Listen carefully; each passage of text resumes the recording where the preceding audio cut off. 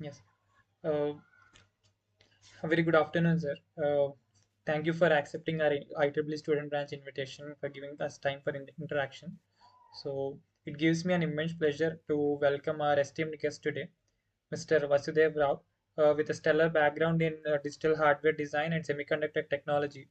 Mr. Vasudev has made significant contributions in the tech industry, currently serving as a senior SoC engineer at NVIDIA. Mr. Vasudev has also been a vital part of Texas Instruments, where he contributed to advanced SoC development and functional safety certifications for automotive applications.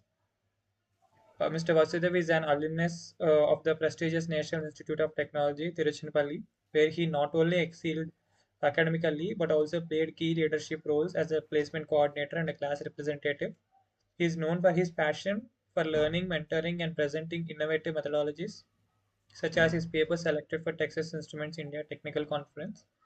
Beyond his technical brilliance, Sir brings with him a wealth of experiences from his college days and professional journey, sprinkled with fun stories and valuable lessons. And Sir, we are very honored to have you here, Sir, today to share us some insights about your journey, challenges, and to discuss about the rapidly evolving world of semiconductors. So, guys, let's give Sir a big round of applause and a warm welcome for Alumni Connect today. Yeah, that's a kind of overwhelming introduction. Thank you very much for that. And yeah, hello all. Glad to be present here currently to share some of my experiences and to answer few of your questions. Yeah, just one thing. Like if any power disconnects at my end, maybe I need to switch from Wi-Fi to a mobile hotspot. At that time, I might be offline for a couple of minutes. Okay. Yeah. Yes, yes. So before starting a session, can you just briefly introduce yourself to the audience, sir? All the Sure, audience sure. are Like, possessing having two second years and third years and final years from ECD. okay. Yeah, definitely. I mean, majority of it you covered already. So I graduated from Gayatri Vidya Parishad College of Engineering from 2015 to 2020. I took an extra year there because of my health issues. Then in my final year, I got GATE 700 rank and I joined NIT Trichy in VLSS system. There I pursued my master's in VLSS system. And from there, I got placed in Texas Instruments. There I have worked for almost 2 years as a senior SoC design engineer. And post that, I have switched recently, some 7 months ago, to NVIDIA. And there I'm currently working as senior ASIC engineer there in the NVIDIA currently. And in my graduation, I did my project under DP Karan, maybe current EC department HOD there. Yeah, so that's pretty much, I mean, a little intro about me, which is, I think, is sufficient here for now. Thank you, sir. Yeah. Sir, my first question is, so sir, before joining the college, before joining the GVP college, what was your impression Mhm. on Gayatri GVPCE, and why did you Okay. choose engineering? Yeah, yeah, sure, sure. Like engineering is like see the major thing is like I wanted to be a mechanical engineer at the beginning, but later calculating the risks and the placement criteria and all those things, later I changed my mind to join electronics and communication engineering, and I might be one of the a fool who listened the same thing that you can go either software or hardware before joining it. Okay, I also falls into the same category. And for my MSET rank, I got Andhra University, but there was a big talk at that time that the ragging was pretty much hectic in Andhra University. So my parents said, it's okay, you do join Gayatri the Parishad College of Engineering. So there because it's like pretty much disciplined at that time with seniors not interacting much in the first year, where you will be primarily joining the college life and all. So, that's my first encounter about Gayatri Parishad College. That it's so much disciplined, which follows almost like sincere dress code and all those things. And I have also seen that it has a decent placement. Like what we call placement record also at that time. Even now I think it's like, rather than compared to majority of the colleges there, still people in Gayatri Vidyapashad College somehow, I mean, will at the end land up in some good companies only with decent pay. So with all those, I felt like it's okay. Let me start here and we'll see what will happen. I mean, before joining, it's like not a much of impression that I have, but just it's very much better than other colleges. So I just went for it because I got NIT like very much far. It's not at all southern part. So my parents denied to send me there. So finally, I ended up in Gayatri Parshad at that time. Yes. Sir, as you said, you have a very different point of view about the Gayatri Vidya Parishad, good placement record, and very much disciplined and all. Correct. So after Correct. entering into the college, what was your impression about GVPCE? Yeah, it was good actually. The seniors who used to, I mean, not trouble kind of, but yeah, who used to be little serious became very good friends from the second year. They kind of guided a lot, and the faculty there.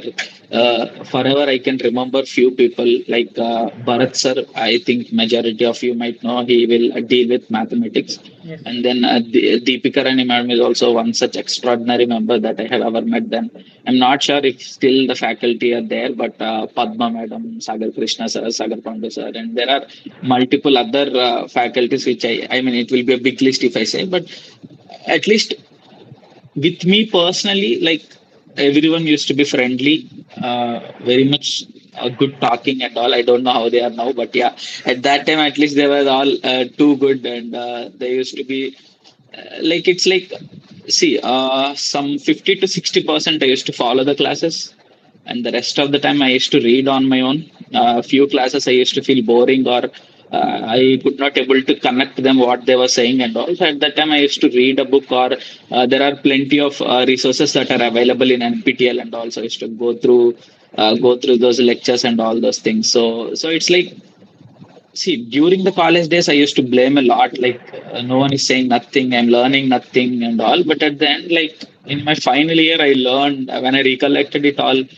It's not like college will teach you full the technicalities of it, but college is something which will give you good friends. It will like improve the patience and certain skill sets that you needed, like how to submit the records on time, how to meet a deadline of a specific task which marks associated with it and all, how to take the decisions on what subject you need to prepare or what elective you need to opt for.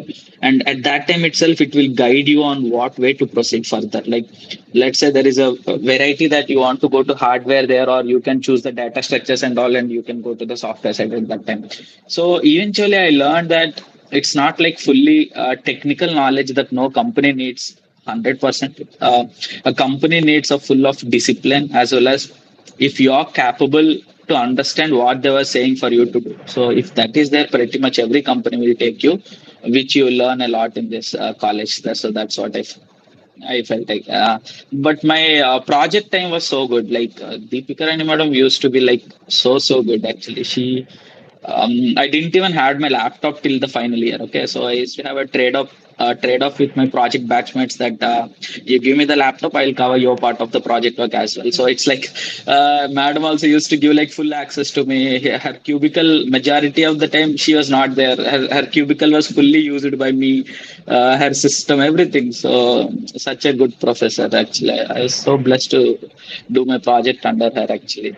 But yeah, Actually, overall, I loved it. Yeah, now I'm missing my college for sure.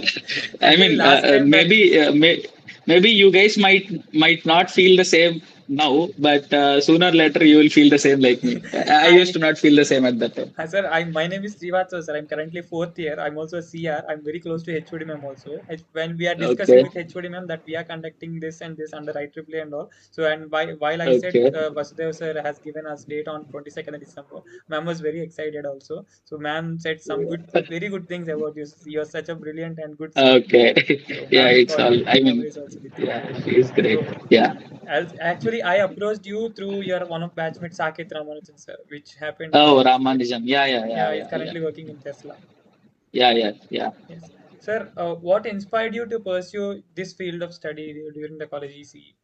Okay, so during my graduation, I got placed in Mather Servo Drives, TCS, and also Veda IT analog profile. Okay, so back then I was not much of a coding person. I don't like coding a lot, but where the study of transistors or digital electronics or analog electronics always used to fascinate me.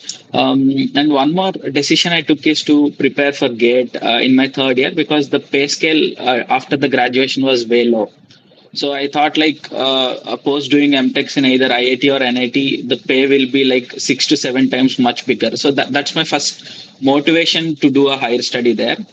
But eventually, as the part of that process, I joined ACE Academy for my GATE preparation. There the I mean, the engineering was whole taken to the next level, theoretical wise at least. So when they used to explain whatever digital, electromagnetics, or analog, or communications, or control systems, whatever it is, those subjects really touched me there. I mean, it's like what I learned in college versus what the insights I got during my gate coaching was way different, and I really fall for that. At that time, rather than looking for pay, I just thought like something more I should do on this. I mean, to just increase the expertise, because I felt like very less I have learned in my graduation.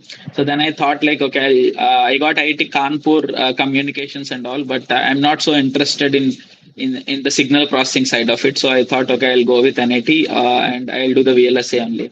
So then I thought like, okay, I'll give it a try. So I worked hard for that. After my placement, I thought like, okay, Vada it is also kind of matching to my aspirations and all, but somehow, yeah, with the previous knowledge and preparation and all before Feb and all, I somehow landed up with good rank in GATE. So I thought like, okay, let me pursue the masters instead of going to the job directly. So then I went for masters, and from there again, I mean, it's like very good people you'll associate with in your masters, because whole over the country people will come to do the masters there. So there I exchanged multiple what we call insights with other people. What are their career aspirations? What are their way of thinking towards the future and all. Slowly it was very good for me in masters. I got very good friends who are all almost working in the top MNCs today, and from there it's like you will get very good companies and all for place on campus. And also from there I landed up in Texas Instruments, and from there it's all good everywhere. Sir, what advice will you give for second year students, be it second year or third year, who are preparing for GATE? And what advice will you give for the Okay. time management? Like they are into training and placement, they also aiming for the placements, and parallelly they are preparing for GATE also. So what advice would you give for them? Yeah. So see, I'm not sure if luck works for everyone. Neither do the hard work also. So it's not like everyone will get in their first attempt or in the second attempt, or after that also people might not get as well. So simply what I'll say is like just find your career interest in the beginning. So for the second year students, there will be a huge, I mean, very good time for them to lay good path right now. But though see, no matter how many people will say, when I was in second year, many seniors used to guide, but at that time I didn't feel the essence of it. Like I used to be little relaxed, and I used to prefer more playing rather than studying, and all somehow meet the criteria of the subjects, and then spend the rest of the time spending with friends or playing or whatever it is. So but if you plan properly right from now, second year students has very good amount of time. Also depend on the financial situation of their family. So you guys can start listening to the NPTEL sessions of the respective subjects to understand in deep what are all needed. But once you enter the third year, I mean, still I'm at the second year students only. Okay, for the second year students, when they complete the second year, go for the third year, I recommend to join any coaching institute, be it PAS or whatever it is, made easy, or I don't know other institutes if they have originated newly. But I recommend to go to the coaching, because what not to prepare is also very important for a competitive exam like GATE and all. So it's not like you'll cover every aspect of the subject, but which is not really needed for the exam standpoint. So what not to study is what coaching centers will teach you mostly. So that will save a lot of time at the preparation standpoint. So that is one option. You prepare for GATE from the third year and go in that path. And the other option is the training and placement center in the Gayatri Vidyapashad College of Engineering will host some kind of trainings and all. I think you need to pay some amount for that. I'm not sure how much you need to pay right now, but I didn't pay neither. I didn't went for that because I'm not so much into the companies at that time, like either TCS, Wipro, Infosys, or whatever, Cognizant and all. So I'm not at all interested in those at that time. So I didn't pay for that, neither I didn't went for the preparation of that. But with your default knowledge of GATE, like aptitude will be part of your GATE coaching. So that aptitude plus a bit of coding will definitely end you up in any of those companies without much of a preparation as well. So at that time, my prime focus was to get into Veda 80 or Matha servo drives. Only those two are the hardware companies which were used to come at that time. I'm not sure what other companies are coming right now, but back then when I was doing my graduation, those two are the core companies for a EC student. So I prepared for analog and digital from GATE coaching. The same helped me more than sufficient to crack Veda 80 analog domain at that time. Similarly, Matha servo drives also I cracked because of the GATE digital electronics knowledge only. So that coaching or that preparation towards that orientation helped me to get two jobs at that time in the core domain, which reduced the burden on my shoulders. That if I won't get the GATE rank, also still it's fine. I'm safe. So at that time, I used to just prepare moderately for the GATE, and all I did is I missed even the mid exams in the college, but I never skipped a GATE coaching class. So that much dedication you should have towards that if you want to get a good rank in the first attempt and all. So with that, either two things: either you can get a core company, or you can get a good GATE rank to proceed either in the PSU directly, Navaratnas we call, if your rank is too good, or you can get IIT or NIT for your masters in the whatever domain you're interested in. So that is one career choice for the second year students. But if you have already entered the third year, you have already very much less time than the second year folks. So you have already, I mean, completed one more year there. So there you should be more serious, and you should thoroughly prepare for GATE alone. So as part of that preparation, you will easily end up cracking what are all the companies that are coming for placements without any specific training as well. But if you take training, again, that's up to you. But it should not hamper your great GATE preparation and all. So if you do genuinely the GATE preparation at that time, definitely again you can land up in good GATE rank or core companies at that time. I think pretty much that only. See, time management and all, I won't say specifically, because the thing that might take 2 hours for me might take you 5 hours, or might take half an hour for you. So for every individual to individual, for every individual subject, the grasping power, the preparation time and all will vary. So based on what you're capable of, you plan accordingly how you want to spend, or how much time you want to spend, or on what subjects you want to spend. But on what order, if you want to prepare, that I can recommend. That already is there in my YouTube channel, the great preparation strategy on what subjects to cover, in what way you have to cover, so that you will end up covering more number of questions in your paper. So that you can obviously watch there. Sir, what was the most memorable project or assignment you worked on during your college days, Yeah, both in GVP that and NIT? okay. So coming to Gayatri Pashut College, I mean, like I said, like in the second year and third year, it's not like I didn't went too much into hardware components to do something innovative and all at that time. I just like some LED light thing. Like your laptop at that time does not have your backlit light for the keyboard. So Yes. using this USB and all some lighting with that power from the laptop itself, we made the LED to glow so that nighttime if power goes also you can see the keyboard with that portable device. That is one thing. Though I won't say it's not so much innovative kind of thing. It's available already at that time. We just copied kind of thing.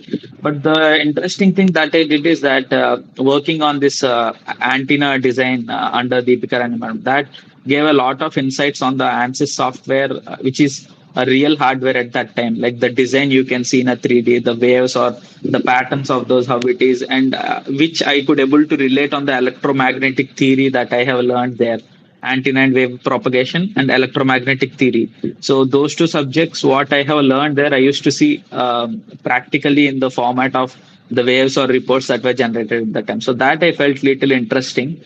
That is antenna design in my graduation. My post graduation, I worked on a ISRO project.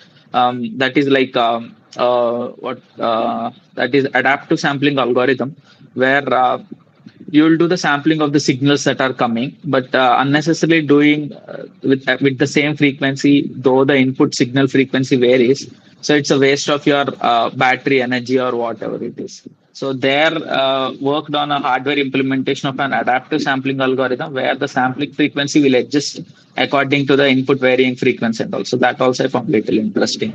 I think those two only assignments and all. It's like majority I used to copy from others with little bit of tweaks in that only. Yeah, I never did on my own. Yeah. Okay. Sir, did you participate in any technical events, hackathons, or paper Yeah. presentations? How did that Not experience shape your hackathon. Yeah. So not hackathon, but I did. I am the part of technical club. I'm. I think maybe it's also present now. Maybe under Baskus or something kind of VLSA club okay or group is going on. Okay. IETE, sir? Yeah. But at that time, it's like there used to be multiple clubs called Electro Zoom, Technical Club, and multiple other groups. So I am the part of technical club. Maybe some I forgot what it is, but I'm a technical head. I think I'm not sure. There are Technique multiple and positions Yantralaya. and all. Yeah, but in the technical club, I'm the part of some section. Maybe a technical aspect of it. So at that time, we used to take classes to the students who are interested. We used to do some projects on the Arduino board, that programming and all. So it's not so much innovative at that time, but that gave little interest on the hardware part of it, like breadboard, playing with the components and all from the lab and all. So at least the people who are part of the technical club used to understand much more easier in your EDC lab or whatever it is. So the others used to feel like very much new, but we used to feel little already handy on the components usage and all those things. So that see, obviously, whatever you do, sooner or later it will definitely help you. So the presentations part of it, a simple example you can see. I started my YouTube channel. I think when I'm in second year only. So you just go through the first video versus the video currently or the way I'm speaking today. So I mean, at least I have seen the progress in me because of explaining to students or to my friends during the exams and all. So obviously, the more you talk with your friends, or I mean, again, it's in English, I recommend. Okay. So the more you talk with your friends, the more you can communicate the subject easily. It helped me in the interview as well, where I was able to talk fluently, flawlessly on the technical aspects, whatever they asked to me in a first go. And majority of my recordings today in my YouTube are also single shot recordings because I got habituated talking in front of people easily, comfortably, and all because of participation in those clubs and all, talking in front of people. Though I used to feel nervous at that time, but it helped me a lot personally in the development. I can say for sure. Yeah. So I recommend all to spend some of your time talking over there, interacting with the people, interacting with the other people whom you're not close with, so that you will get out of that nervousness and all those things. Yeah, for sure. I'll recommend that. Sir, is that really necessary for an individual during his or her engineering times to involve in certain clubs for which they are No, very much interested? no. I won't say it is necessary unless you find a supplement to compensate it. Like, let's say, if you're not, let's say you want to grow your muscles, in this case, knowledge. Okay, so either a gym guy should eat a protein powder or take a necessary alternate source of Supplement. protein, right? So let's say you're not participating or involving in such kind of clubs to improve that, there should be at least other source where you are improving or developing those skills on. So if that is the case, then it's fine, no need to be. If not, it's an opportunity for you to easily get those skills being part of those clubs. Again, it's again depends. Okay, see, you can talk with your friends in Telugu there or do just time pass there and all. That's of no use. Again, I mean, it depends on how you utilize the opportunity that was there at that. moment. Sir, I hope you're a hostler, right? You're a college hostler. Yeah, I mean, for some 6 months in the hostel. Yeah. Okay, sir, were you more of a night owl cramming for exams or an early bird ready for every class? No. Yeah, see, there are a mix of maybe my smile itself answer your question, but yeah, see, everyone and I do appreciate it. See, I'm not backing up it, but I'm saying just every one of us used to study the last 1 2 days. At least I used to study before some since 2 days. Okay, seriously, I used to listen classes and all. And I used to study since 2 days and all. But majority of my friends used to start some 3 4 hours before the exam. Okay, they used to come and they used to say just explain on a high level, just explain. So whatever the question is, we'll mostly cover those things. So sometimes I feel little surprised. Okay, so if you recollect or go back in your 10th class, since maybe ninth class syllabus they will complete so early. So from half of ninth class to the end of 10th, you will read the same 6 subjects. But I bet if they gave the same curriculum to us now, maybe hardly will take 2 hours to remember them and to write the exam. Not whole year is not at all needed. Hardly 2 3 hours is enough to write now. So, but that's an evaluation. Like once you cross the phase, only you will feel. Now I feel funny on what I have done in engineering because now I feel I can write in an hour only by preparing because now I have more insights on what they are actually. But at that time, again, it's a struggle on what exactly the question is, how exactly you need to write the answer. If you miss the equation, they'll say for this equation 2 marks, for this answer 2 marks, for this theory 2 marks, and all. So at that time, yeah, it was fun doing that way, and it was. But I never used to miss the classes. I used to go early. Whether I'm listening to that or not, it's secondary.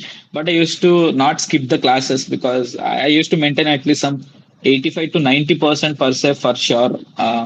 I used to maintain, and sometimes I used to read the textbooks during the classes and going to the backbench and all. When I'm not feeling the class so interesting, I used to go back and read during that time so that I'll utilize some of the time there. So yeah, I think I night not for reading, but in the hostel we used to chit chat till 1 2 easily, but morning some 8 8:30 and we used to go fatafat to class and all. It was fun. I'm missing the days actually. Sir, Yeah, but that doesn't matter much. what's the craziest thing you and your friends did during your college days or hostel days? One Uh, craziest thing. uh, yeah, I don't know. It's recording, so I don't know if I can say that or not. But there is a strict restriction that you should not bring any outside food and all. At least at that time, I'm not sure if it is there today. It is still there, There sir. might be many things changing, but we used to order secretly. We used to bring to rooms. Even we used to have a cooking setup in the hostel. We used to cook secretly and all. Yeah, I think there are many crazy things we have done, but I don't know. Right? Currently, I'm unable to recollect. But yeah, many things we have done. Yeah, it's good. I recommend you all to do as well. Actually, the hostlers can relate here, sir. I am also a hostler. We did many such things. Yeah. It's good. These are all will be a good memories in future. Yeah, I recommend highly recommend to do those things. Yeah. Sir, was there any favorite hangout spot on campus or around the Uh, campus for you guys where you spend most of your time? Or is it I is don't just know, your but room? from the there will be some hostel outside the first entry gate. So in the beginning, some Bose or some hostel. I don't know if they renamed it.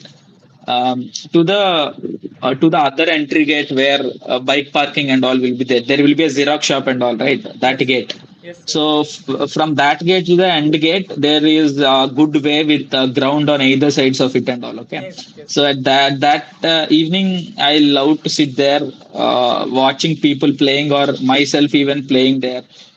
There, some girls used to play throw ball, boys used to play cricket and some badminton and all. So I just love to watch.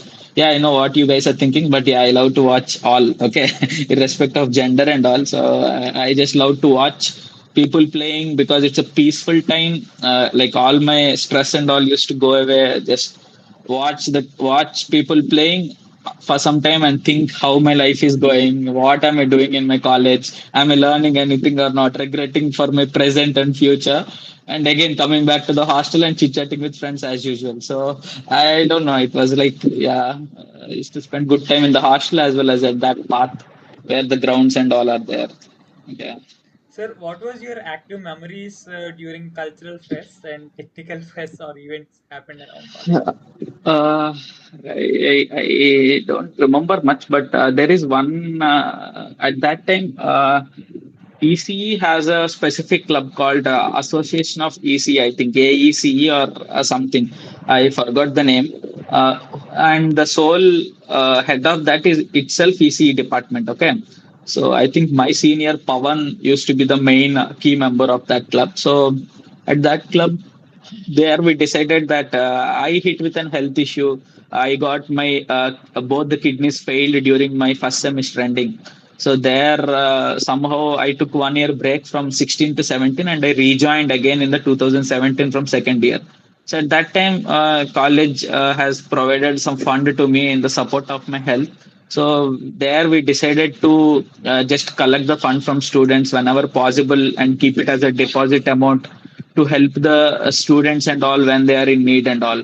So at that time, to explain what are all the things I have gone through physically in the health aspect and all, there I have delivered one presentation so that people have contributed a good amount to maintain a charity fund at our department to help if any of our students get into any health trouble and all those things. I'm not sure if it is still there, but it used to be there. So that is one good event for a good cause. I felt very happy throughout my BTech that I played a key role in making people understand the importance of helping the friends and all those things.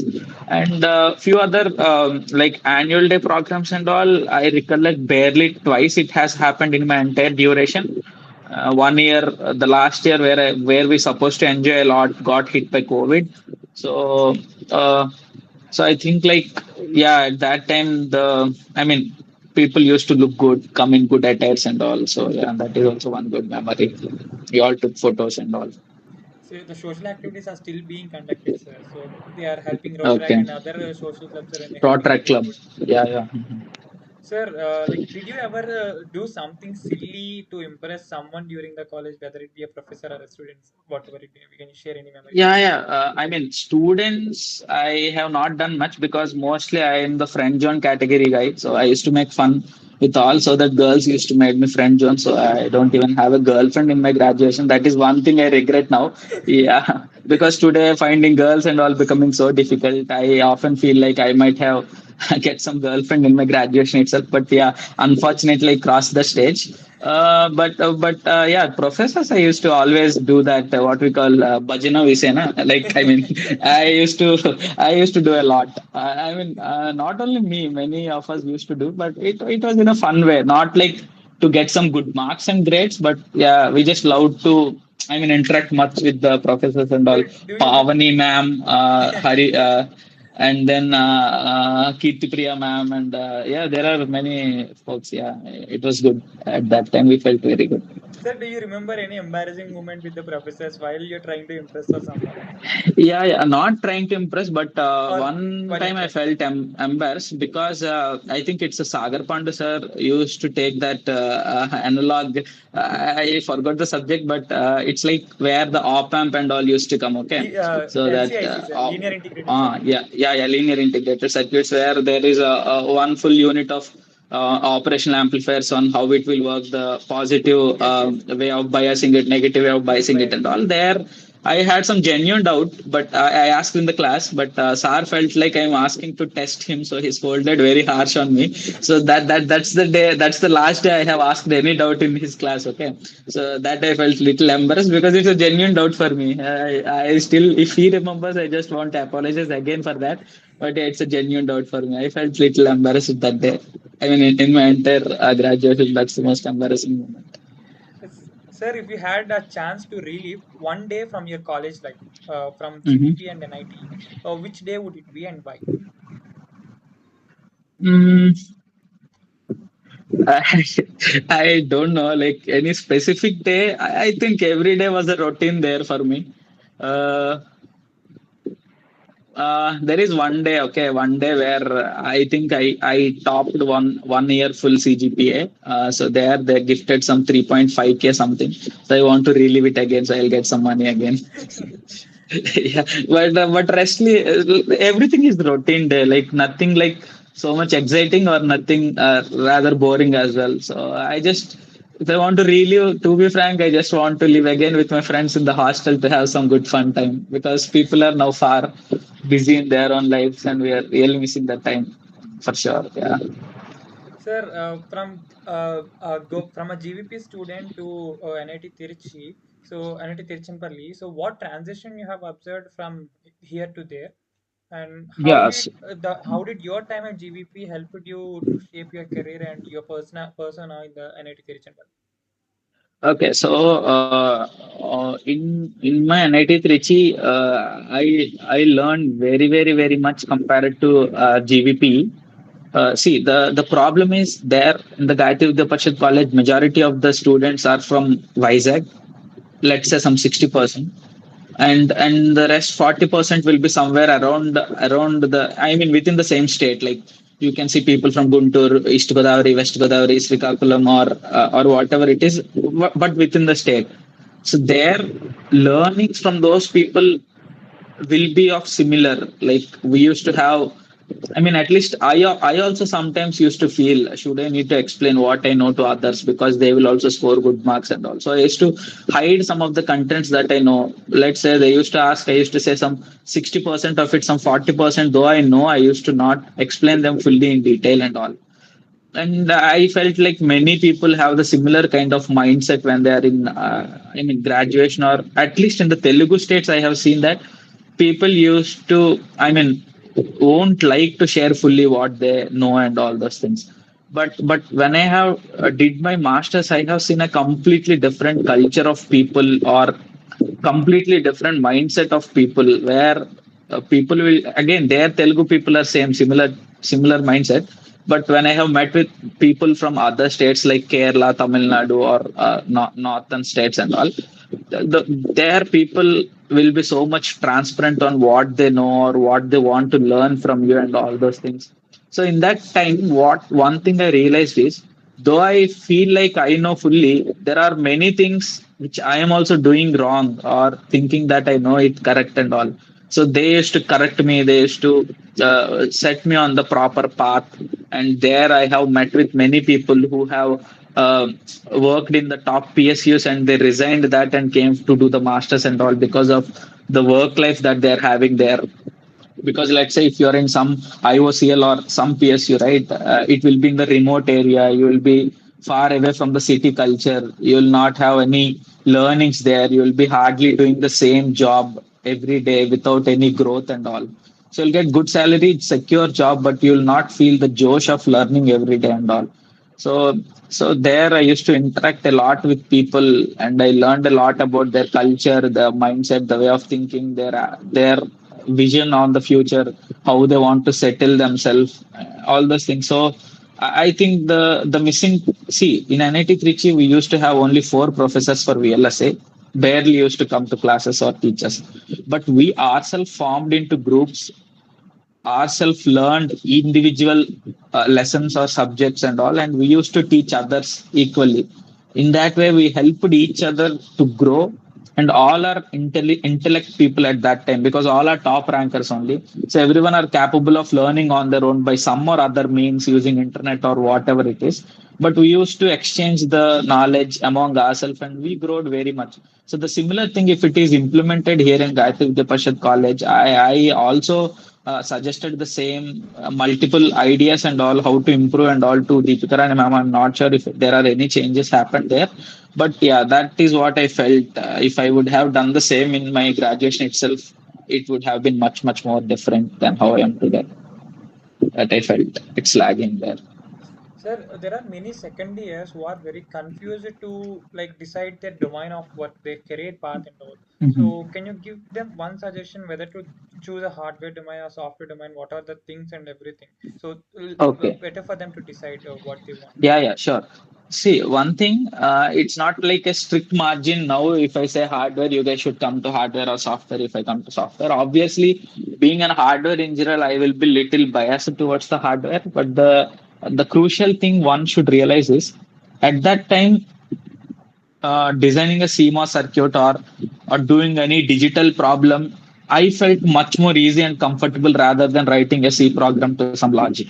Though I know the logic, I could not able to remember the syntax on my own. Though there are multiple sources today that you can refer anywhere for syntax and all, but back then it was different story. That's the moment where I realized that hardware is kind of my side, not the software.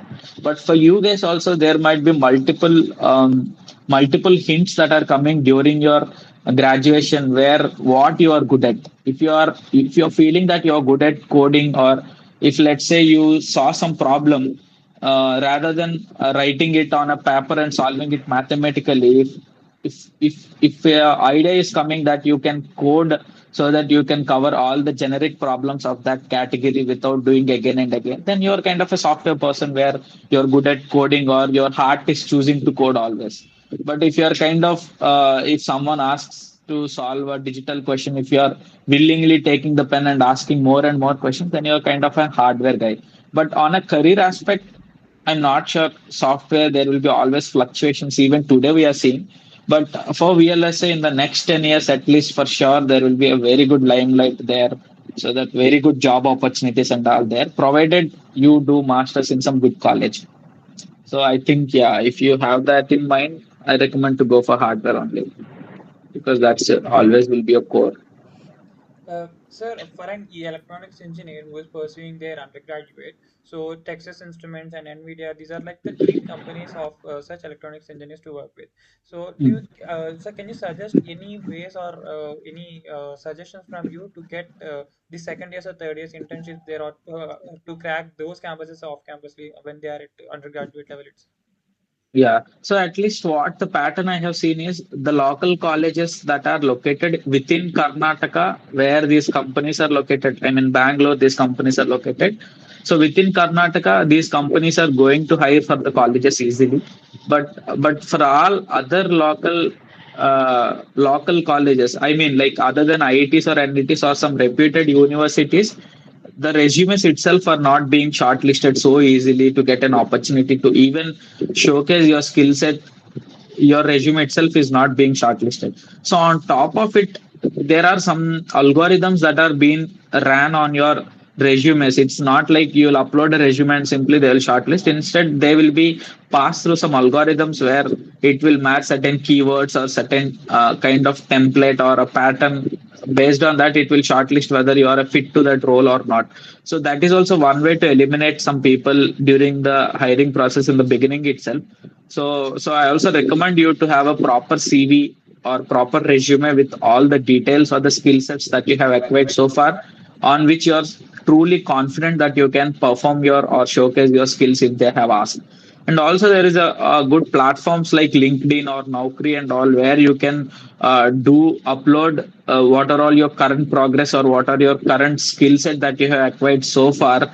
Though it's not so easy to get an opportunities from there, but obviously you'll get some or other door open based on the requirement, and from there, based on that add-on experience and all, companies like TA or NVIDIA and all obviously will look into your resume sooner or later. And also one very good or easy way is get a good rank, at least do the masters in a tier 1 or tier 2 college, and then companies itself will come to look into you. Yeah. Sir, as you said about the algorithms and the template, we should have a good template of a CV. So where these templates can be found in the internet for the student?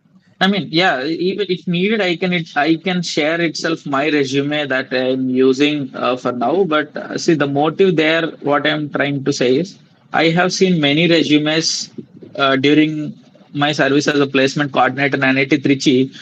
People fail to express their true learnings on a specific work and all. So always you do remember one thing: your resume, hardly manager will look for 2 to 3 minutes to see your resume if it is fit or not, or to ask some questions on it. So the more easier you make the resume for him to understand your skill set, the more chances that he likes your resume. So it's like I have seen people writing about the graduation in a big paragraph and all. So and so I graduated from Gayatri Vidyapashad College of Engineering, Visakhapatnam in this year and with this percent and all. Instead, rather the small trick there is you can maintain that as a part of a table where he can right away see college and the percentage, which are pretty much sufficient for him to know. Or if he is looking for something that details, it's very easy for him to look instead of reading an entire paragraph to see where you specified the percent, where you specified the year and all. So that is one thing. And people, when writing their work experience or the skills they acquired or the projects they have done, they'll simply write like I have done this so and so.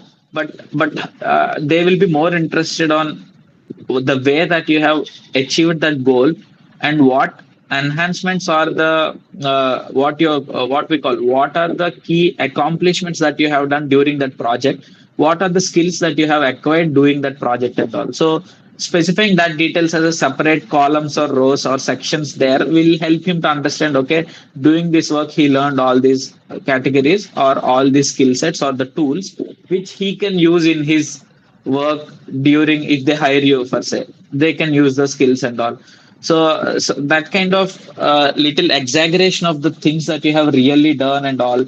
And some people will write like, I mean, like very much basic details which is not even an accomplishment in the resume to just fill the lines and all. So those all kind of things are some kind of mistakes that I have often seen, and people will fail to align the text with a specific font all over the CV. Like in certain columns and all, when they simply copy from something, they'll not see if the font and all is same, or if the script or the what we call the text font or the lippy, what we call like Roman and all those things, where they are matching across your CV, or they will not see if the alignment is same, because the proper resume is like a good dress that you're wearing, which will give the first impression to them. If you're not doing it proper, then obviously they'll feel why we should take him. So that itself, Sir, they can will you reject share there right one away. such template? Sure, So definitely. I'll share mine. Yeah. thank you, sir. Sir, sir, what are the challenges you faced from transition between roles or companies, such as moving from one position to another, from Texas Instruments to NVIDIA, like that? Yeah, so I loved a lot my work at Texas Instruments, and I'll obviously say that is the best company that one can ever work, at least when they are freshers. So the work was, it was so awesome to be in TI. But at that time, I have my own requirements. Like I need little more flexible working thing. Like TA used to give max of 2 weeks of work from home and all at that time. But yeah, NVIDIA offered me like more flexible work from home type of mode. Now also I'm at work on, I'm at home only working from here. So that is one at least for my requirement, that is very much needed at that time for me. And I'm also getting a good pay while switching. So that is also one more reason and all. But the key challenges that I have faced is that the entry was really tough, and I'm switching from TI to NVIDIA. The questions and all, or the number of rounds that I have gone through, that experience also is there in my channel if you want to see. Yes, So I'm that is seeing. also yeah. So that was also really tough at that time to get there. And the common question is why you want to change if everything was good there and all. So though the honest reasons are these, you can't say those honest reasons to them. You simply can't say that because pay is more, I'm switching and all. So it's like it took me a lot of effort to see what will be the good satisfying answer to stick to, so that it will be smooth and all during the transition and all. So that introduction kind of things are only challenging I face. Rest all technical part anyway, that is what I have worked in TA, so I was comfortable explaining the same to them. So yeah, somehow it went good only. Sir, can the second year and third year students here have a peak? How what an ASIC engineer could get as CTC from a big company like NVIDIA? Yeah, Can you I can't say the exact number and all, but on a rough level, let's say in Gayatri, when I'm doing the when I got selected as an analog design engineer, there my pay was close to 5 lakh. For a digital engineer, it's something like 3.5 or so. But if you see the same, let's say the TCS or a Cognizant or so, also close to 4 lakhs they used to give. But now, why I'm saying the hardware engineer is there, you can see in 3 years, the guy who joined the Vada 80 or so, he went easily to 15 to 16 lakhs pay. Whereas the guys who are working in TCS and all, if they upgraded even to the digital, TCS digital is a different category other than Ninja. So in the TCS digital itself, at most they were able to go till 7 8 lakh only. So the pay will be very much good and very much sufficiently high in the hardware domain, that I can say, and relatively it's minimum some easily 5 to 6 times bigger than what we get in the graduation on a high level, and you'll get a decent number of stocks, bonus, all the perks and all in the companies like TA, NVIDIA, and all those things. They will give very good pay, that I can say for sure. Sir, in your opinion, what is the key to excelling in roles such as SoC design or SoC development? Yeah, constant learning is one key thing that you should keep always in mind. It's not like what you have learned already is kind of saturation. So every day, new technology, new methodology, new flow, new approach of doing the same task efficiently and all keep on coming, and you should be always ready to keep on learning it or looking into it.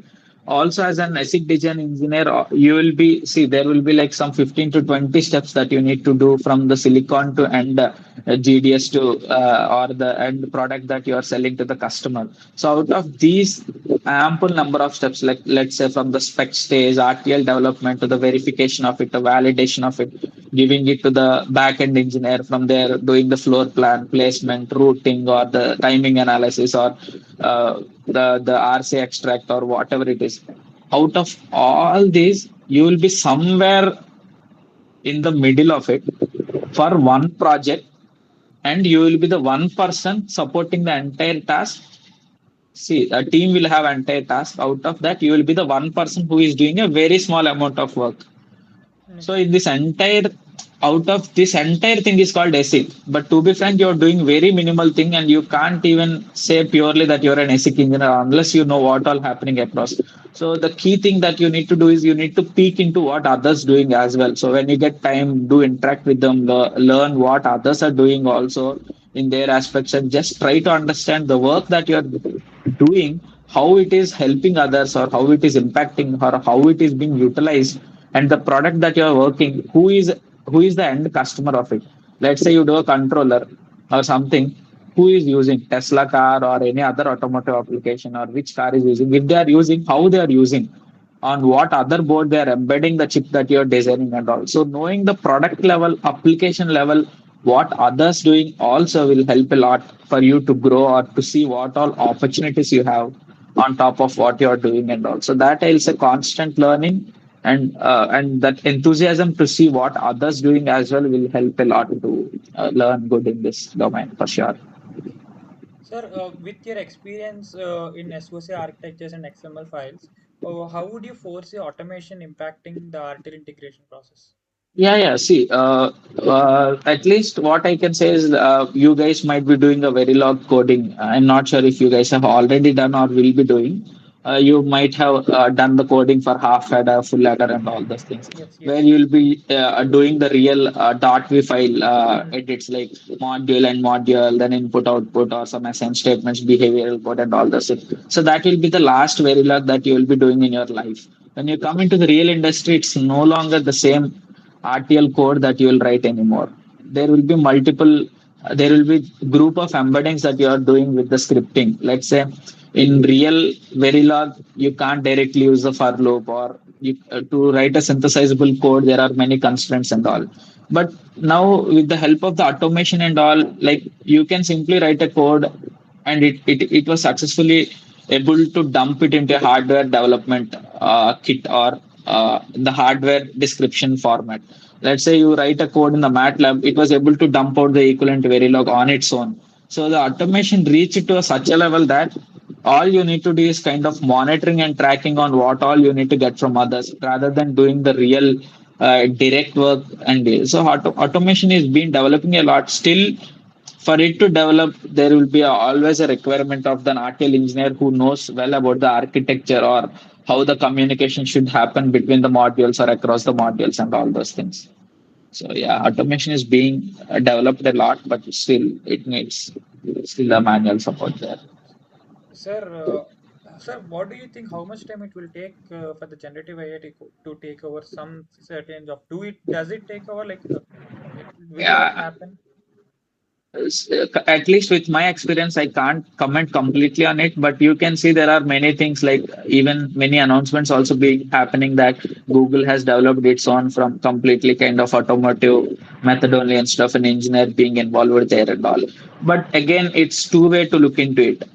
Uh, it's like the complexity of the design that you are trying to develop. Just using that, you see that generative AI or whatever it is, it was able to generate on its own based on the data that we are feeding already. It's training his own, and he's trying to think like us to develop the new thing.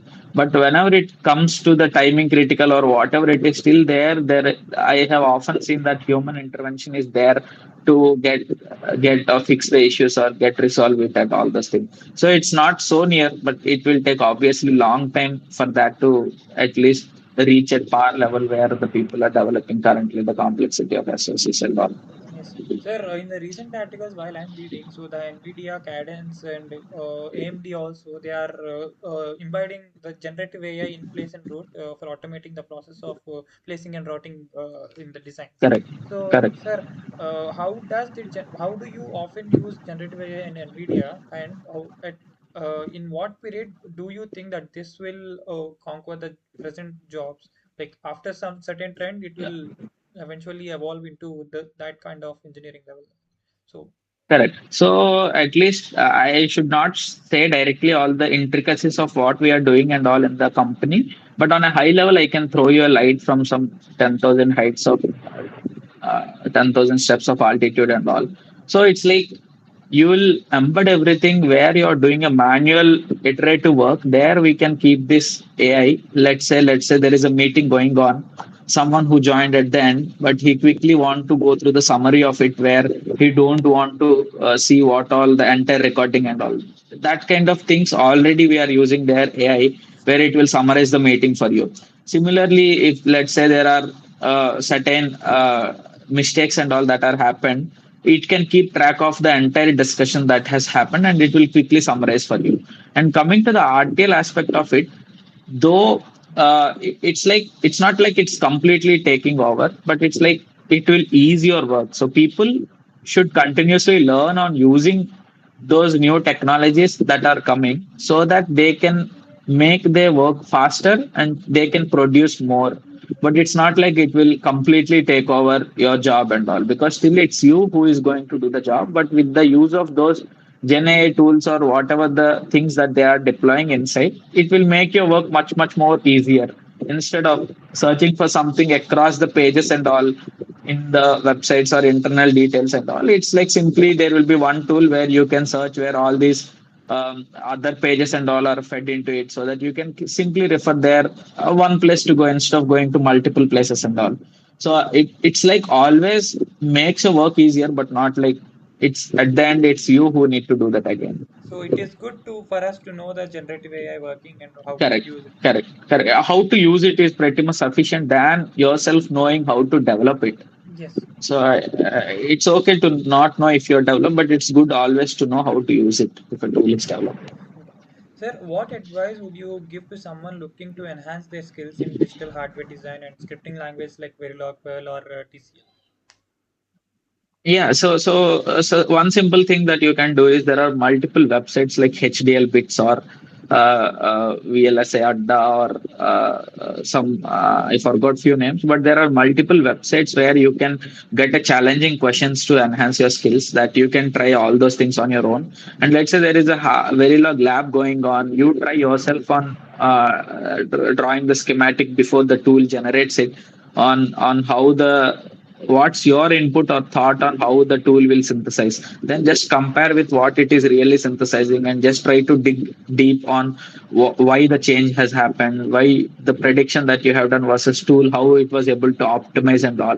So based on that you learn something on direct hardware design on how to do, because at the end it's like how optimized design that you're able to build for a given problem that was given. And you yourself take your digital VLSA textbook, go to the backside exercises and all. And if you ask to do the design, try to do the hardware implementation of it, go to the simulations, write a small test bench with all the possible input cases and see if you're able to generate the outputs that desired as per the specific requirement or not. And try to do the hardware implementation of it on your own before seeing the schematic, then dump the schematic and see if both the designs are aligned. And if you see that both the designs are aligned, then you can go ahead and implement it on your own. And if you see that both the designs are aligned, then you can go ahead and I think there is a power issue. Sir will join in 2 minutes.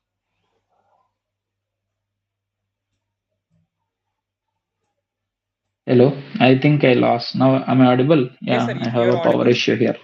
Yeah, yeah. So you got my point, right? Like Yes. you can dump. I mean, you can always iterate on that process so that eventually you will get to that where you are able to do on your own the designs and all Yes. those things. Sir, how do you stay updated with the latest advancements in digital electronics and SoC technologies while managing your Hmm. daily responsibilities? Yeah, it's like I just look into the LinkedIn sometimes where people will upload if there are any new things, and rarely I'll go to the company portals and all. We'll see what are their product lines, if any improvements in the products that they have released and all. If yes, then if some product fascinates me, I'll go to the description on what it is and what the newer innovation or the speed or what tops they improved from the old product to the new version of the product that they have launched and all. And there are also some YouTube channels that were there, like for Telugu people, there is one guy, I forgot his name, Tech Telugu with Prasad or something. And then there are some channels like MKBHD or Mr. Boss, who is the boss.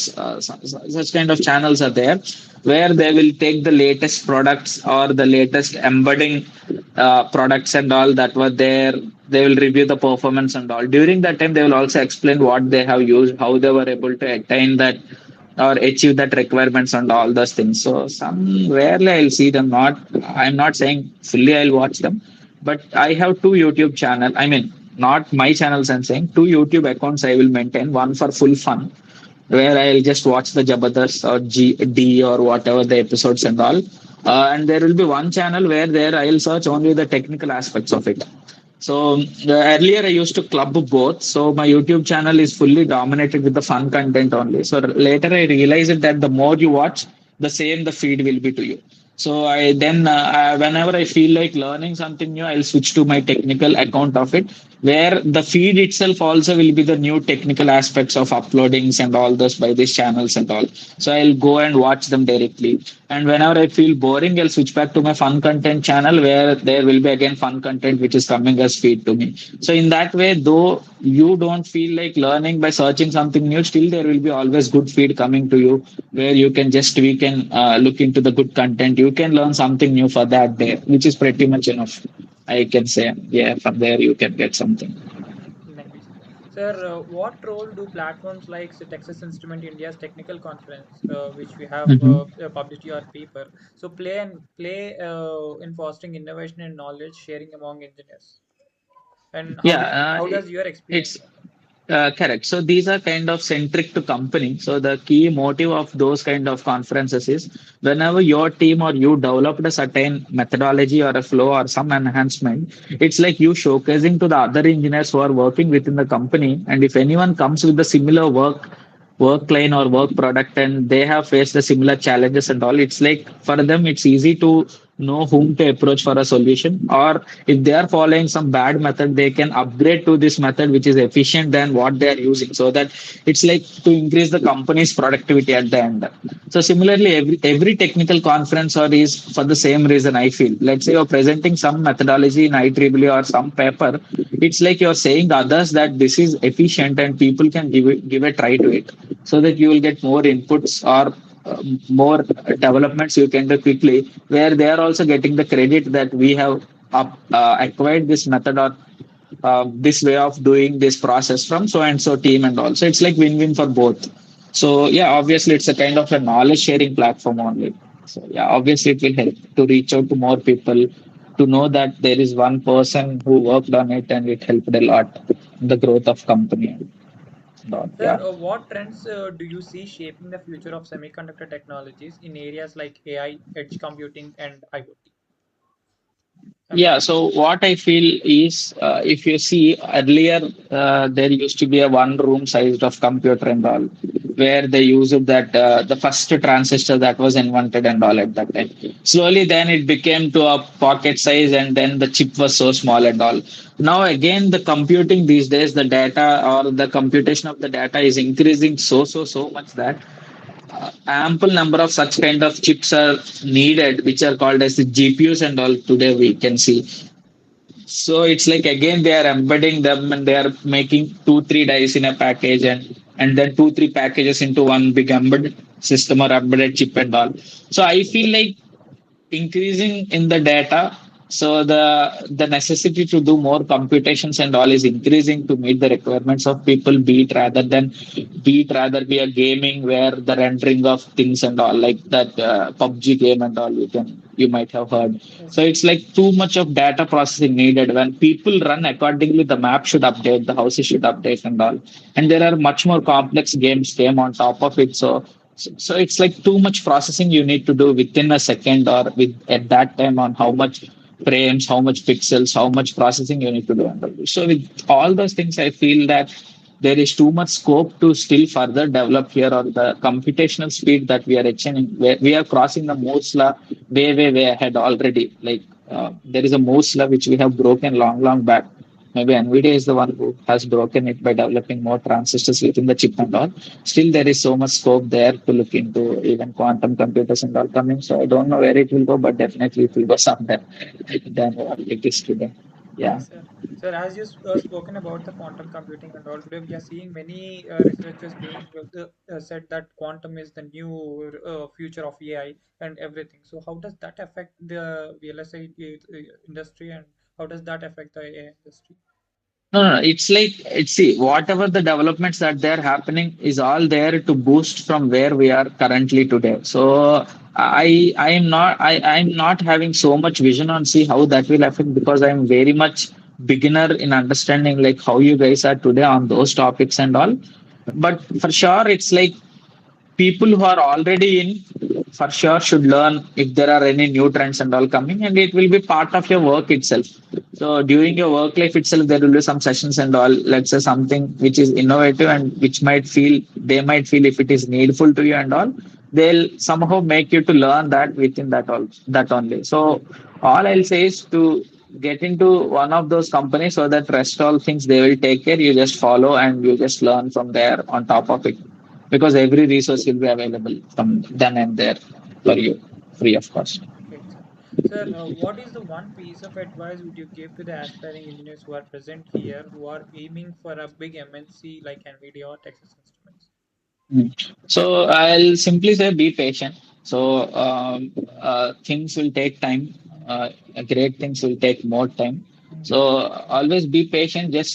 Just focus on the basics. That I will don't aim too much big, ignoring the basics and also. I truly believe that the more strong you are with your fundamentals and basics, the more you can make sense on what you're doing or what aspiring heights that you're growing to. So be little more patient, focus on your goals in a step-by-step manner. Don't try to jump directly from where you are currently to big aspirations and goals. Instead, just create a path to reach those goals step by step from where you are currently. So that will obviously help you to reach that level. Sir, your Yeah. journey before joining the Gayatri Vidya Parishad College and to being a placement coordinator and a class representative and a gold medalist at NIT Tiruchinpalli, holding a gate rank of 710, which is very good, and from Texas Instruments to now NVIDIA. So this is very such inspirational, sir. Sir, if you could go back and give one piece of advice to yourself, what it would be? So this is the last question I'm going to ask. Yeah, for myself, I'm just like I'll say that I did really good hard work. Along with that, little luck and my goodness and behavior in my college helped me a lot to get support from everyone, faculty, friends, everyone to be there where I am today. And I will also say that little bit of luck also helped me a lot at every aspect of my life, wherever it is needed. So the only thing that I mean, see, success will taste really good, like a sweet fruit, but to get there, like people will just see the fruit and think they will also want that, but it's like all they should focus is from keeping the seed to making it grow or getting it a big tree, and then the fruits will come. So just be little more patient. The patience is the key here. You keep your efforts continuously it's not like you should say excellence immediately. If your efforts are consistent every day with the same amount, then obviously you'll see that coming to you on its own. So the only thing I'll say is, see, there might be many people who failed, who kept more efforts than what I kept today, but people will always listen to the ones who are achieving something. So what I always say is, just like that, don't go on what others say directly. So everyone, it's not like whatever I say will work for all the people that are present here. It might work for some, it might not work for some and all. But everyone should learn themselves on what will work for them. So you keep working on that. Like something will suit for me, some schedule will suit for you. So all you have to do is what will suit for you. So accordingly, if you follow, you'll definitely reach very good heights because you're in that stage of very good technology and all is beside you, where learning scope is truly unimaginable. You can just learn whatever you want today. So I always say just keep consistent efforts. That's it. Thank you so much, sir. That was very insightful. So, students, if you have any question, you can ask sir directly. So, if any of the students have any question, please raise your hands or please unmute yourself and you can ask sir directly about gate or media or Texas Instruments, whatever. Good evening, sir. Hey, hi, good evening. I don't know, names are not coming here. Hashish. Maybe it's, yeah, yeah, hi. Sir, Sir, Sorry. Yeah. have a question. What would you recommend for the freshers in a role of VLSA? Like we have multiple roles, PD, DV, DFT engineer, and also Yeah. S. Correct. So it's not like I mean it's again depends. Okay, but it's rather than recommending. It's again there I'm saying it's luck. Okay, so company will hire you, and the time you join, whatever vacancies are there, they will throw you first in that. So it's like, let's say they hired you for an RTL engineer, but there are vacancies for verification, they might throw you in the verification. So the more of it will come once you join the company and you do start something, then you'll start loving what you're doing. But what I'll say is, again, it depends on skill. Let's say you're kind of someone who wants to challenge the design, or who loves to dig deep to prove that the design is wrong and all, then verification engineer suits you well. Someone want to really work on the direct hardware instead of piece of software which resembles the hardware, then kind of validation or FPGA validation and all kind of thing suits good. And someone who don't care about the design but want to see the timing analysis of it and all those things, then back end engineer will be good role and all. But those, it's not like something that I can recommend or say this is good, this is bad, everything is good. But opportunities wise, verification engineer will always have ample number of opportunities because more number of verification engineers are needed rather than design engineers. So opportunities wise, yeah, verification engineer I'll recommend. But skill wise, again, it's on what interests you more, whether reading the spec and doing the design or challenging the design to find some flaws in it. So accordingly, you should take the decision. Yeah, I Anybody hope have that next helps. But question? yeah. If anybody has next question, you can ask. I hope that answered your question. I mean, that 2097. Yeah, Sheetal. yeah, Sheetal. Fourth level, if you want to settle, then see the projects and internships. No, sir. Uh, Sorry. Could you please be a little loud? Sheetal, you are breaking. I Uh, mean, please type your question in the chat box. Meanwhile, if any others have any questions, you can ask. You can just type in the chat box. Sir will answer your questions accordingly. If anybody have any question, you can type in the chat box.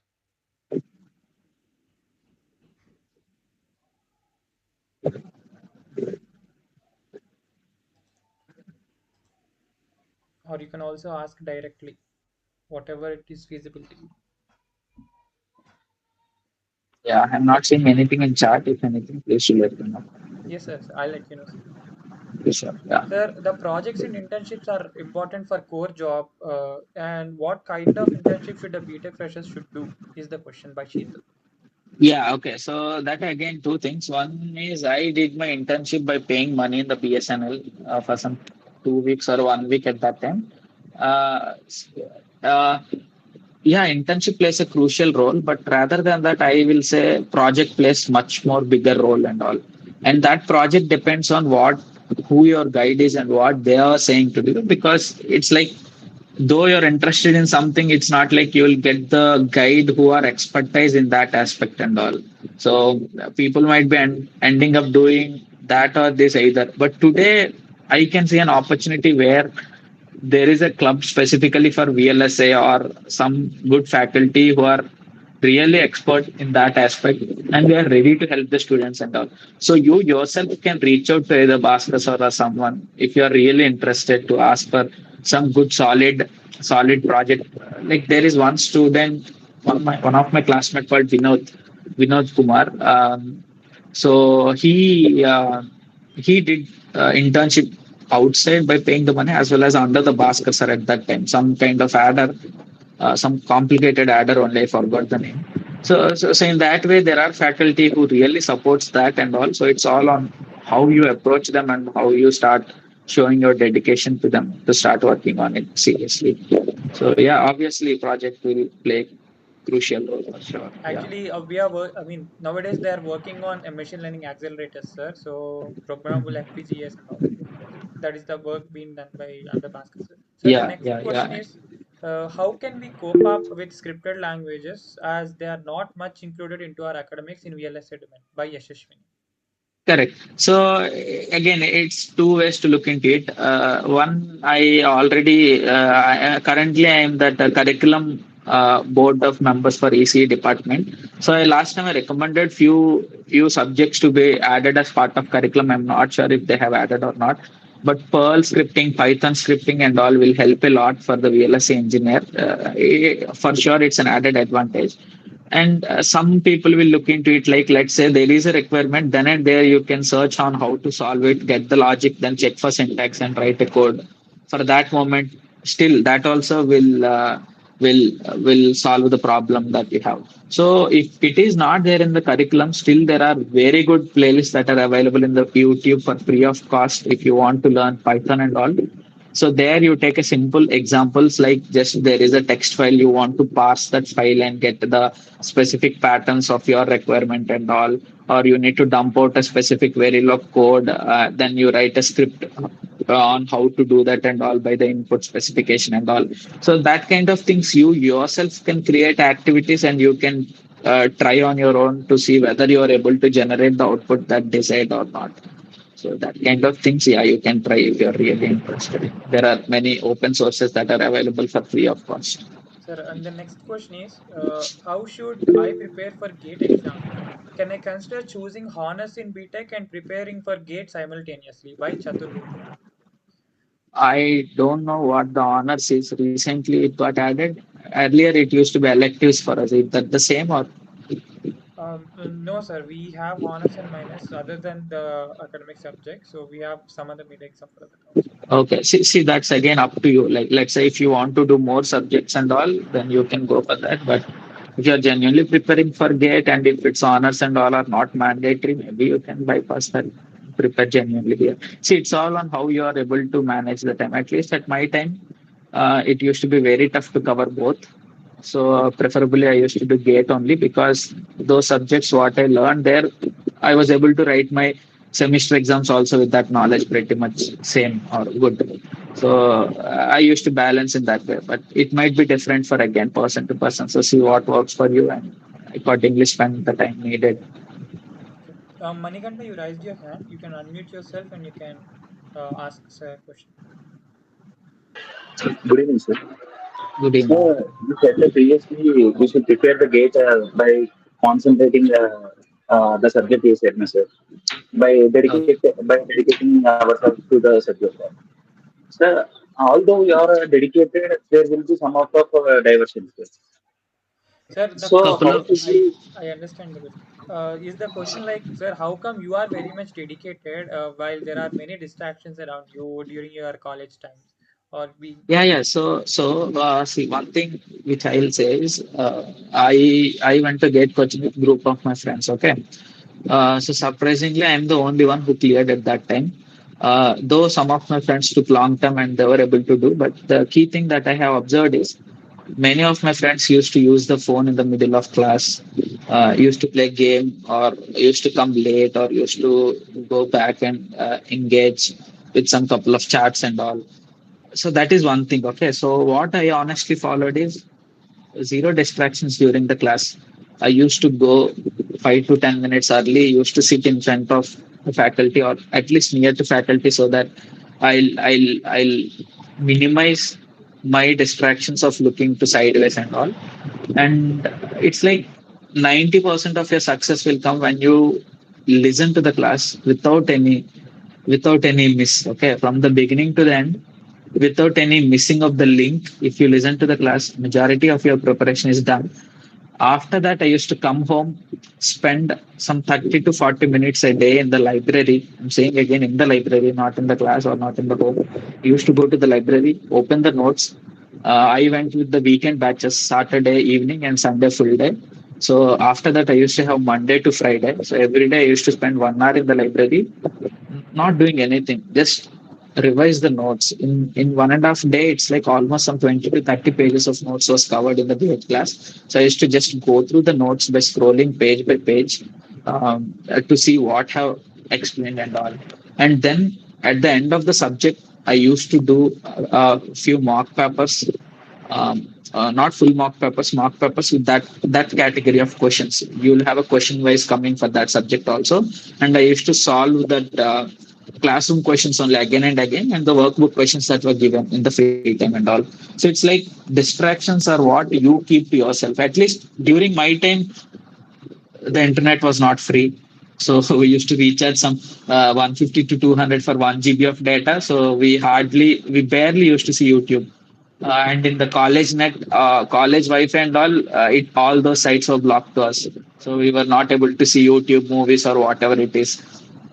So I agree that with the added facilities these days, there are a lot of distractions and all, which we have not seen at that time.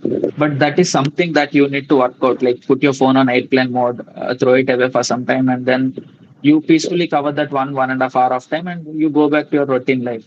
So that kind of sacrifices for sure you need to do for a year to see fruitful results afterwards. So that is something you need to work on to avoid. Yeah, Manikanta maintain is a good friend circle. yes. Manikanta, are there any questions, or is that the only? Sir, what are the reference books you advise to prepare Yeah, with? so there might be many books, but honestly saying, I never. I mean, I bought multiple number of textbooks and all, but I have never gone through any of those because again, it's a time. The notes that they say itself is pretty much more, but every subject there are a good number of textbooks like C. For C, there is one by C in depth by some guy. I forgot the name, but I can share those list if you want. But I think again, it's like too much of time to read all those things because if you're asking for a gate standpoint, all that things are not needed because what not to read is what crucial. If you read full textbook and all, it's like you're covering too much more than what is needed, and you are reducing the time to cover the other subjects and all.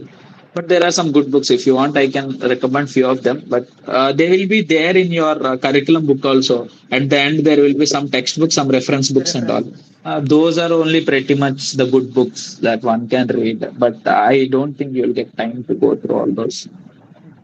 Yes. Sir, the next question is it important to learn NPTEL courses, but it takes a lot of time and it's vast, which is best for placement, GATE or NPTEL? What is this? Which is best for placement, Few. GATE or NPTEL?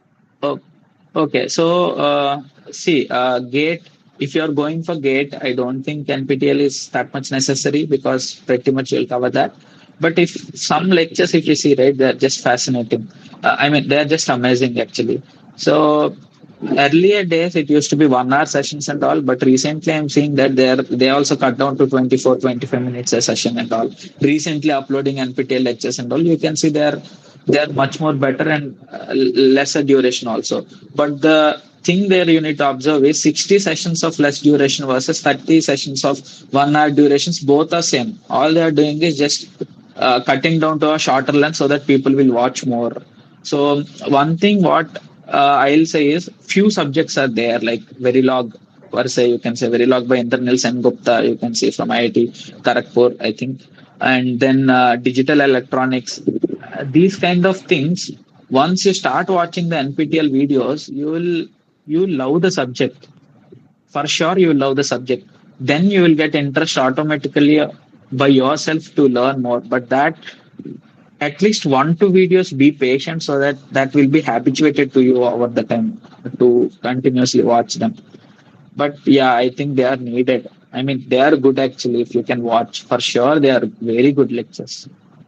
It's like you're doing your graduation in IIT and IIT only if you've been able to watch them for sure. They're very, very useful.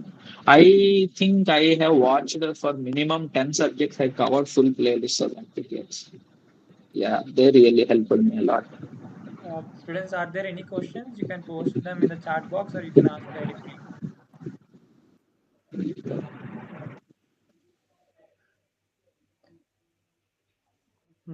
I think there are no questions more. So, shall I Okay. wind up the session? So, if there are no questions, I'll wind up the session. Okay. Sir, once again, thank you very much, sir. It was a very honor for us, for IEEE Student Branch GVPCE to have here with you for the interaction with the students who are having second years and third years in the audiences. So we got very much insights and many more knowledge from you, sir. So once again, thank you so much for accepting our invitation for Alumni Connect to interact with the student branch here. Sir, and I'm also looking forward the session I have asked you like about a short course Sure, session sure, sure. on Will do. your core department. So, sir, last time we had a session on LLM with Arvind Gopal, sir, who is currently working in JESPE. So he has taken that. That was a huge success, sir.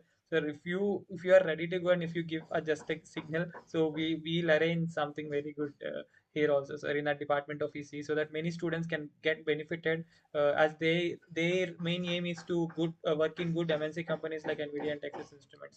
I'm sure they get a lot of Sure. insights from that. Thank you Sure, so sure, much. definitely. Yeah. And all, please do subscribe to my channel if possible. I'll surely share the channel with our whole college and everything. Yeah. So I'll Yeah. Thank you very much. Yeah. It's a really pleasure to share also, all this with I've you all. seen your channel also, sir. That was very much good. So from the days when you are NIT Tiruchirappalli, you're explaining what are the things in the lab Yeah. Yeah. and Yeah. to the NVIDIA experience. And the last time you are explaining the time series analysis and RTL and everything, every subject in the rough sheet or something. So I have watched it. So that is very good. So as you said, you are seeing a transition in yourself. I'm also seeing a transition in you, sir. So Yeah. Thank you. Thank you very much. And yeah, that's it, guys. Yeah. Reach out to me if anything needed. I think, yeah, I'll just leave the call then. Yeah. Thank you very much thank you, sir. for having me here. Yeah. Thank you all. And convey my best wishes to Deepta Rani ma'am from my side once again. Sure, sir. Yeah. I'll Okay. message ma'am right away.